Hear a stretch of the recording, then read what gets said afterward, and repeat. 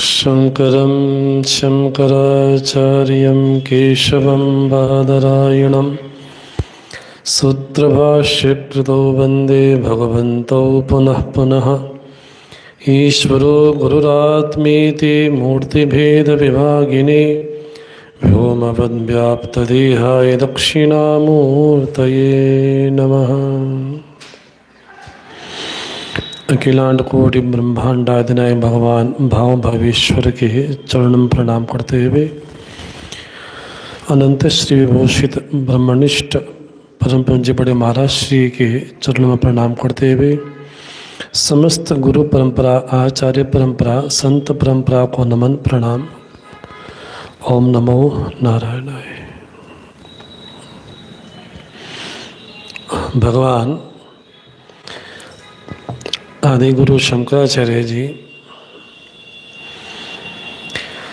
अब भजगो विद्यम की अंतिम समाप्ति पे शास्त्र सम्मत जो साधक के लिए कर्तव्य होने चाहिए उनका निरूपण करते हैं और थोड़ी कठोर वाणी में आचार्य एक साधक के निमित्त संपूर्ण मानव जाति से कहते हैं, आत्मज्ञान विहीना मूढ़ा ते पच्यन्ते नरक निगूढ़ा। जिनकी स्वयं के बारे में कोई जिज्ञासा नहीं है, जो स्वयं के बारे में चिंतन नहीं करते, जिनका संपूर्ण जीवन ही पामर में व्यवहार में बीत जाता है, विषयों को ही जिन्होंने अपने जीवन का साध्य माना है, ऐसे जो मूढ़ लोग हैं उनकी अंतिम परिणति आचार्य कहते नरक निगूढ़ा पच्यन्ते। घोर नरकों में उनको प्रवेश प्राप्त होता है। जब परीक्षित ने भगवान सुखदेव के माध्यम से उनके मुखारविंद से नरकों का विशेष वर्णन सुना तो परीक्षित जी थोड़े घबरा से गए कि इतने भयानक नरक भी होते हैं। तो सुखदेव भगवान बोलते हैं, हाँ राजन, इतने भयानक नरक भी होते हैं। तो भगवान नाम का आश्रय लेने से जो नरकों की प्रताड़ना है उससे व्यक्ति बच सकता है, क्योंकि नरक भी भगवान ने एक व्यवस्था की है। दंडेन शुध्यति, भागवत कहती है, जब व्यक्ति को दंड प्राप्त होता है तो व्यक्ति में परिमार्जन होता है, वो शुद्ध परिशुद्ध होता है। तो ये दंड की व्यवस्था भी की गई। जो स्वर्ग इत्यादि लोक भी हैं वो भी भगवान की व्यवस्था का ही रूप है। जो सृष्टि में कई बाधा पहुंचाता है, सृष्टि के प्रवाह में बाधा डालता है और स्वाहा की भावना से जीवन नहीं जीता, उस व्यक्ति विशेष के लिए, उस जंतु विशेष के लिए भगवान का विधान है कि समयावधि में उसको अनेक लोकों में परिभ्रमण करके अपने कर्मों को भोगना होता है। तो जितने भी लोक विशेष हैं वो भगवान का अनुशासन ही, शासन ही है, चाहे वो स्वर्ग हो चाहे वो नरक हो। तो शुचिनाम श्रीमताम के ही तो योग भ्रष्ट के लिए कहा, पुण्य अधिक है तो स्वर्गलोक में प्राप्ति है, लेकिन वो भी स्थायी नहीं, क्योंकि भगवान कहते हैं क्षीणे पुण्य मर्त्यलोकम विशंति। जितनी पुण्यों की कमाई लेकर के व्यक्ति जाता है तो उतने पुण्यों की कमाई को भरपेट आराम से अनेक प्रकार के भोगों को भोगता है, और जैसे ही पुण्य क्षीण होने लगते हैं पुनः उसका वापिस पतन हो जाता है। तो दिव्य से दिव्य लोक भी पुनरावर्ती, कि भगवान की वाणी भी है, आ ब्रह्म भुवना लोका पुनरावर्तिनोर्जुन। जितने भी लोक विशेष हैं तो सब पुनरावर्ती हैं। अगर गति है तो आगति भी सुनिश्चित ही है। लेकिन भगवान कहते हैं माम अपेत्य तो कौन्तेय पुनर्जन्म न विद्यते। जो मुझे प्राप्त हो जाता है, अर्थात जो स्वरूप में स्थित हो जाता है, उसका फिर दोबारा परिभ्रमण नहीं होता। और स्वाभाविक है, साधक के मन में आया जब आचार्य ने ये कहा कि इसको भयानक नरकों की यातना भोगनी पड़ती है, तो साधक पूछता है आचार्य इसका कोई उपाय भी तो होगा, इस नरक से बचने का कोई उपाय हो तो वो बताएं। तो भगवान अब अगले श्लोक में नरकों से बचने का जो उपाय विशेष है, अब उसका विशेष वर्णन करते हैं। गेयम गीता नाम सहस्रम ध्येयम श्रीपति रूपमजस्रम नेयम सज्जन संगे चित्तम देयम दीन जनाय च वित्तम भज गोविंदम गोविंदम भज मूढ़मते गोविंदम भज मूढ़मते। इस श्लोक में आचार्य 4 प्रकार के कर्म करने को कहते हैं। गेयम, ध्येयम, नेयम और देयम। क्या गाना चाहिए? तो आचार्य कहते हैं गेयम गीता, गेयम नाम सहस्रम। तो गे पद से दोनों का ग्रहण होता है, इसलिए भगवान को भगवत गीता अत्यंत प्रिय है। क्योंकि पहले ही कुछ श्लोक पहले आचार्य बोल करके आए हैं, भगवद गीता किंचिद अधीता। अगर कोई गीता का यत्किंचित भी अध्ययन करता है, पुनः आचार्य कहते हैं गेयम गीता, गीता का गान करना चाहिए। क्योंकि भगवान ने भी युद्ध स्थल में वेद की वाणी को ही गाया है। तो क्या है? तो आचार्य भगवत पाद कहते हैं ईश्वर से स्मरणम। केनोपनिषद के भाष्य में आचार्य कहते हैं तस्य ईश्वर से स्मरणम। ये स्वयं भगवान के मुखारविंद से प्रकट हुई है। गीता का जो ज्ञान है वो अपौरुष है, इसलिए भी है कि भगवान ने जो ज्ञान प्रदान किया वो वेद का ही ज्ञान दिया, लेकिन किसी काल विशेष में दिया, किसी निमित्त विशेष दिया। इसलिए हम लोग गीता जयंती मनाते हैं, वेद की जयंती नहीं मनाई जाती। क्योंकि वेद अपौरुषेय है, अनादि है। गीता का ज्ञान भी अनादि ही है, लेकिन समय पा करके काल विशेष में अर्जुन को निमित्त बना करके कुरुक्षेत्र के भूमि में भगवान ने जब वेद का गान किया, तो गान करने के कारण किसी दिन विशेष में मोक्षदा एकादशी के दिन गीता का प्रागट्य हुआ। तो प्रागट्य होने के कारण हम गीता जयंती मनाते हैं। वेद की इसलिए नहीं मनाते क्योंकि वो अनादि अपौरुषेय है। तो भगवान ने गीत गाया, तो कहाँ गाया? बोले दोनों सेनाओं के मध्य में भगवान ने बड़ा मधुर मधुर संगीत गाया, गीत गाया। गीता की पृष्ठभूमिका पे विचार जब किया जाता है तो इतना गंभीर ग्रंथ भी युद्ध क्षेत्र में कैसे प्रकट हो सकता है, ये भगवान की कुशलता है।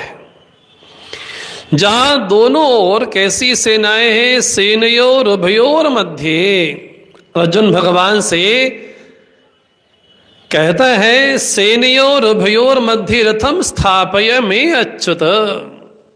हे अच्युत, मेरा रथ दोनों सेनाओं के मध्य में जाकर के खड़ा करो। तो भगवान ने कहा क्यों भैया, क्या करना चाहते हो?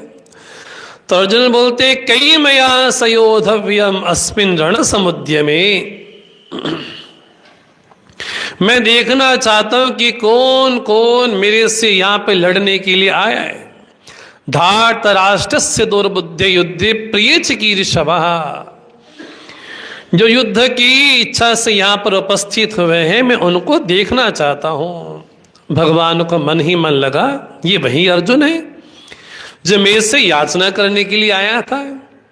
ये वही अर्जुन है जो सेनाओं का तो चयन नहीं किया, मेरा चयन किया। और युद्ध के पहले ही मैंने बोल दिया कि मैं शस्त्र नहीं उठाऊंगा। और दुर्योधन ने चयन भी किया तो क्षोणी सेना का चयन किया, उसको मांग लिया। भगवान मन ही मन सोचते हैं जब आया था याचना करने के लिए तो मुझे मांगा, मैंने पहले ही बोला था कि शस्त्र नहीं उठाऊंगा, नियथा रहूंगा। और आज क्या बोल रहे हैं कि मैं देखना चाहता हूं कि कौन कौन मेरे से यहां पे लड़ने के लिए आया। तो भगवान के मन में आया कि थोड़ा अर्जुन के मन में अभिमान प्रवेश हुआ है तो कुछ लीला दिखाई जाए। तो लीला भगवान ने क्या दिखाई, भीष्म द्रोण प्रमुखता। जहां पितामह भीष्म द्रोणाचार्य का रथ खड़ा था ठीक उसी के सामने अर्जुन का रथ खड़ा किया। अगर कहीं भगवान अर्जुन का रथ शकुनी के सामने, दुर्योधन के सामने, दुशासन के सामने खड़ा कर देते तो आज शायद गीता प्रकट नहीं होती। ये तो भगवान ने बड़ी चालाकी से पितामह भीष्म और द्रोण के सामने भी ठीक रथ खड़ा किया। तो भगवान ने कहा पश्य, देखो उनको। तो अर्जुन जो अब तक बड़ा शूरवीर भाव में था, बड़ा शूर बन रहा था कि मैं लड़ने के लिए आया हूं, मैं देखना चाहता हूं कि कौन को लड़ने के लिए आया। लेकिन जैसे भगवान ने कहा पश्य, तो क्या देखता है, आचार्यान मातुलान भ्रातृन पुत्रान पौत्रान सखींस्तथा। अरे जिन आचार्यों ने मुझे युद्ध कैसा लड़ना नहीं, बाण कैसे चलाना नहीं, धनुष बाण कैसे पकड़ना है, मुझे वो सिखाया। तो कहाँ अर्जुन वीर वृत्ति में बोलता था और आज भगवान से बोलते हैं न कांक्षी विजयम कृष्ण नज राज्यम सुखानि च किम नो राज्येन गोविंद किम भोगई जीवितेन वा। मुझे राज्य नहीं चाहिए, मुझे सुख भोग नहीं चाहिए। और तो छोड़ो, अर्जुन ये कहता है ना जीवितम, अब मुझे जीने की भी इच्छा नहीं है। अरे कहाँ इतना वीर वृत्ति में बोला जा रहा था और आज क्या हो गया। तो भगवान भी हमारे अभिमान का थोड़ा टेस्ट लेते हैं कि देखते हैं कि कितना अभिमान बचा है अभी। तो अर्जुन के मन में कई हल्का सा अहम स्पर्श किया था तो भगवान ने सारी लीला को ही कर दिया। और अर्जुन के भगवान इतना स्नेह भी करते हैं और स्नेह करते करते डांट भी देते हैं। क्लीब्यम्मा स्मग्गमः पार्थ नैतत्त्वयुपपद्यते क्षुद्रम हृदय दौर्बल्यम त्यक्तोतिष्ठ परंतव। तुम क्यों क्लिबता को प्राप्त हो रहे हो, तुम क्यों नपुंसकता को प्राप्त हो रहे हो। हाँ, तुम किसी काल विशेष में बने थे लेकिन अब तो उस भाव को त्याग दो। तो भगवान के प्रति शरणापन्न होकर के कहता है शिष्यस्ते हम शाधि माम त्वाम प्रपन्नम, मैं आपके प्रति शरणापन्न हुआ प्रभु।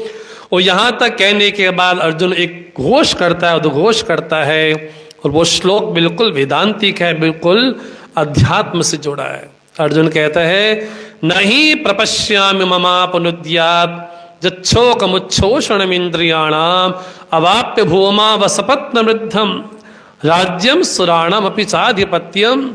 अब मुझे इंद्र का कोई दिव्य भोग भी आकर्षित नहीं कर सकता। कैसा राज्य हो, बोले रिद्ध हो, समृद्ध हो, असपत्नम शत्रु रहित हो, लेकिन फिर भी मुझे वहां पर अब समाधान दिखाई नहीं पड़ता है।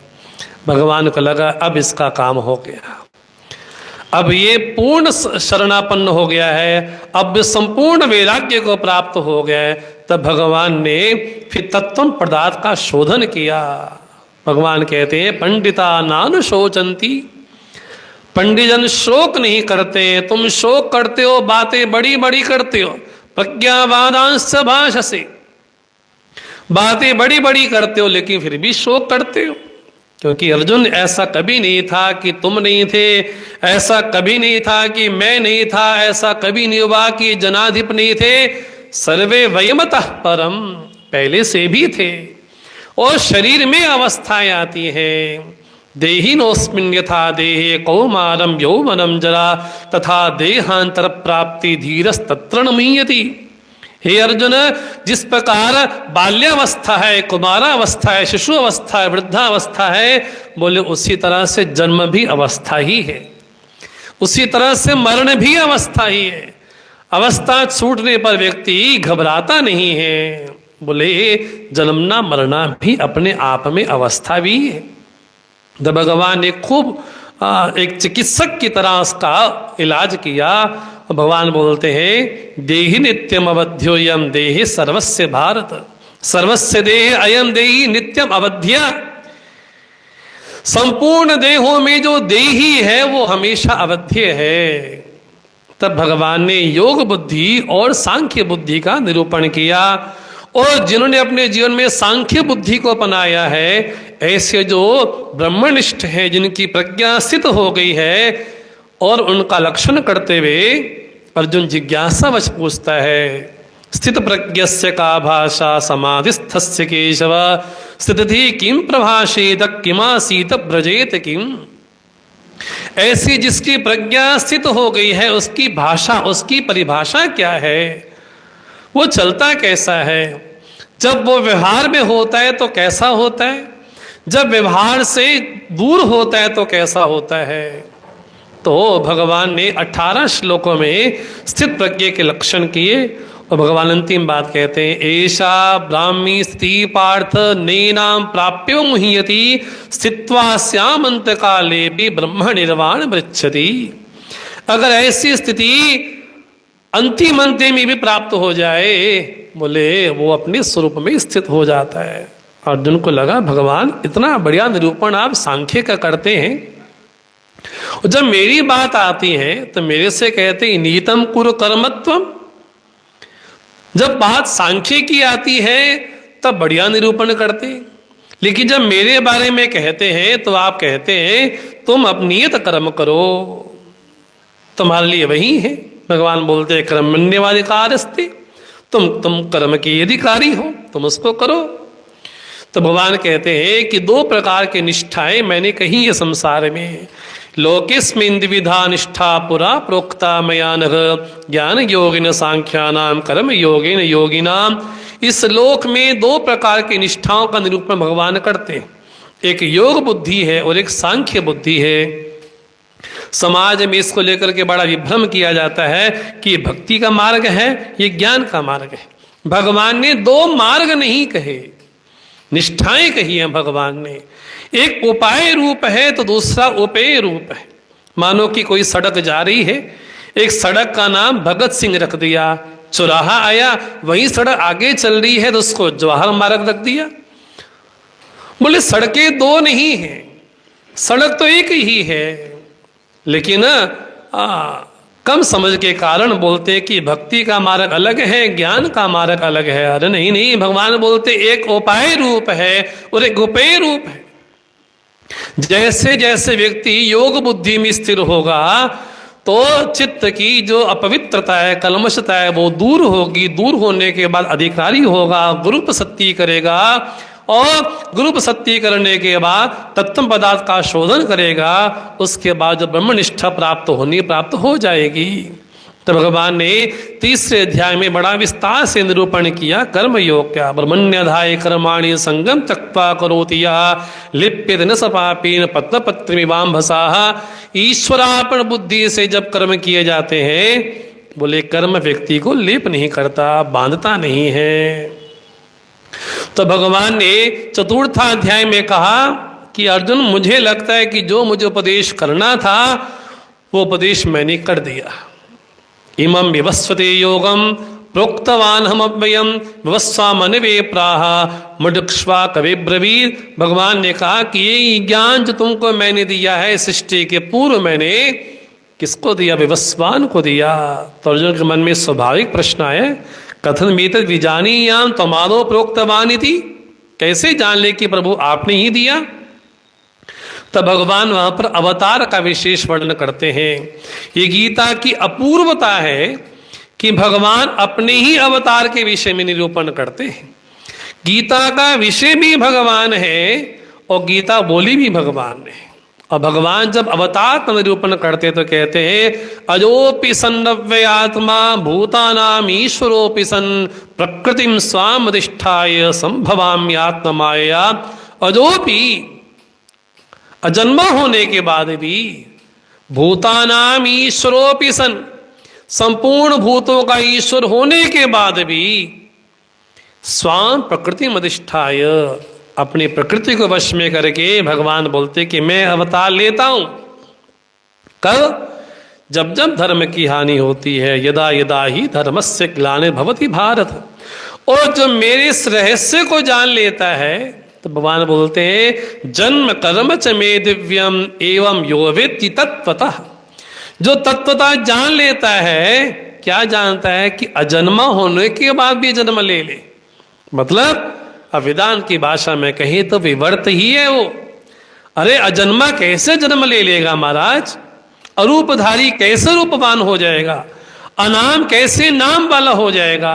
तब भगवान बोलते हैं जन्म कर्म च मे दिव्यम, ये दिव्य है, अलौकिक है। तत्वता जो जानता है वास्तव में उसको पुनः वापिस आवागमन नहीं करना पड़ता। तो भगवान ने कहा जो भेद बुद्धि पैदा करता है वास्तव में वो जानता नहीं। यह सांख्यी प्राप्यते स्थानम तद योगी गम्यते एकम सांख्यम च योगम च यह पश्यति स पश्यति। बोले वास्तव में वही देखता है जो ये जानता है कि जो प्राप्त योग को हुआ वही सांख्य को हुआ, जो योग बुद्धि को प्राप्त हुआ वही सांख्य बुद्धि को प्राप्त हुआ। तो फल में कोई भेद नहीं है, प्रक्रिया में थोड़ा भेदा अलग हो जाए लेकिन फल दृष्टि तो दोनों एक ही हैं।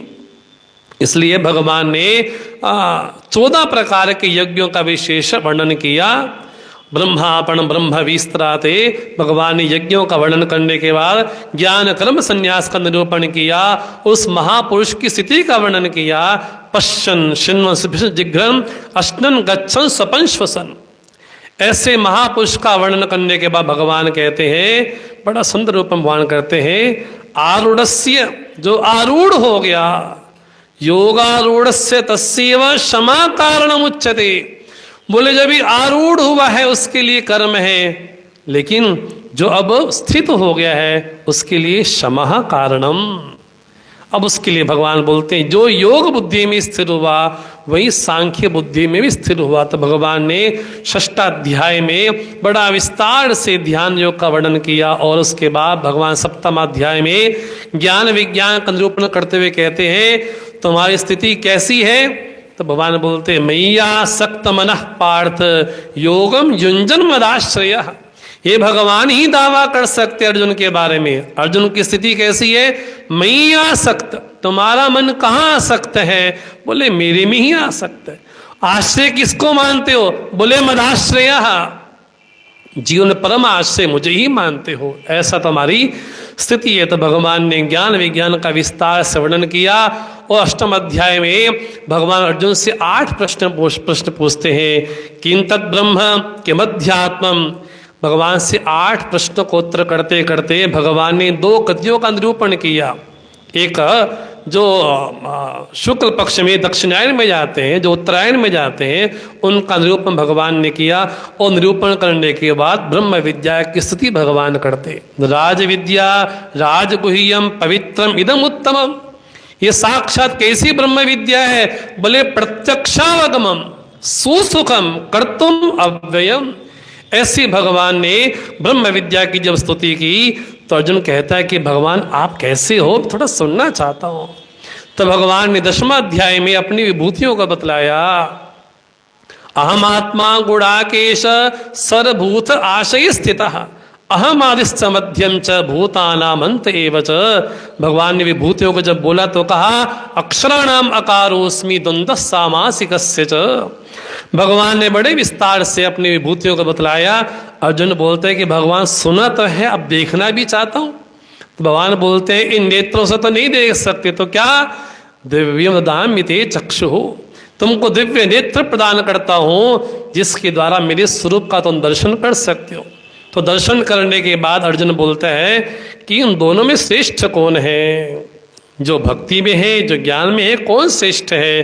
तो भगवान ने कहा जो समस्त कर्म मुझे अर्पण करता है उनका उद्धार मैं स्वयं करता हूँ।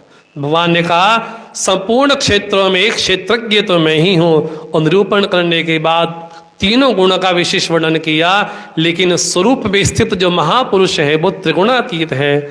उसके बाद भगवान ने पुरुषोत्तम योग का विशेष वर्णन किया। पूज्य महाराज श्री पुरुषोत्तम योग का ही निरूपण कर रहे हैं। साक्षात पुरुषोत्तम तुम्हारे परमात्मा ईश्वर ही है, योगेश्वर भगवान ब्रह्म ही है, और परमार्थ दृष्टि से दोनों एक ही हैं। जीव ब्रह्म की एकता का निरूपण किया। उसके बाद देवी आश्रय संपत्ति का निरूपण करने के बाद तीन प्रकार की श्रद्धा कहने के बाद भगवान अंतिम में कहते हैं सर्वधर्मान परित्यज्य माम एकम शरणम व्रज। संपूर्ण अनात्म धर्मों को त्याग करके मेरी शरण में आ जाओ। अर्जुन की फलश्रुति कहती है नष्टो मोहा स्मृति दद्धा तत्प्रसादात् मया अच्युत स्थितोस्मि गत संदेह करिष्ये वचनम तब। आपकी कृपा से मैं स्वरूप में स्थित हो गया हूँ, अब आप जैसा कहेंगे मैं वैसा करूँगा। अंतिम में संजय कहते हैं जिस पक्ष में योगेश्वर हो और जिस पक्ष में पार्थ धनुर्धर हो, बोले वहीं पर श्री है, वहीं पर विजय है, ऐसी मेरी मति है। इस प्रकार भगवान ने जब कहा, जब आचार्य कहते हैं गेयम गीता, तो गीता का गान करना चाहिए, तो गीता का आद्योपांत पाठ करना चाहिए और न केवल पाठ करना चाहिए, क्योंकि गीता का स्थान हमारे ग्रंथों में प्रस्थानत्रयी के नाम से संबोधित है। तो आज थोड़ा समय ले लिया, उसके लिए क्षमा चाहूँगा। ओम शांति शांति शांति। श्री वृंदावन बिहारी लाल की जय, शिवा के बिहारी लाल की जय।